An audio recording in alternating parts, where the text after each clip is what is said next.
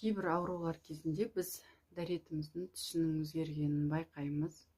Ақшыл түсті болуы мүмкін, немесе түгелдей ақ түсті болуы мүмкін, өте қоңыр түсті болуы мүмкін, немесе қара түсті болуы мүмкін.